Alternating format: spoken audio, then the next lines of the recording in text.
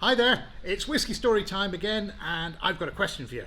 And that is, where do whisky distilleries often get their names from? Well, if you look at some of the older distilleries, quite often it's either because of the name of the area they're in. Take Glenlivet. Glenlivet is on the Glenlivet estate up in Speyside. A lot of distilleries in the early 1800s were built in farms. So Lafroig, for example, Lagavulin, Ardbeg, they were all built on farms. So they would take names or derivations of names from the farm. Now, fast forward to modern distilleries, and of course, lots of new distilleries at the moment. Where do they get their names from? So this is King's Inch from Glasgow, and it's a lovely whisky. And if you look at the front of it, there's these lines on there which are about an inch apart.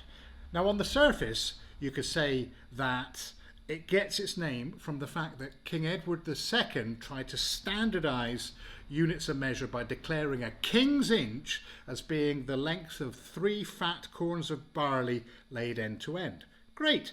Dig a bit deeper and you also find that on the River Clyde there is a number of islands, and they use the word inch on those islands. Inch is derived from the Gaelic word innis, and it means island.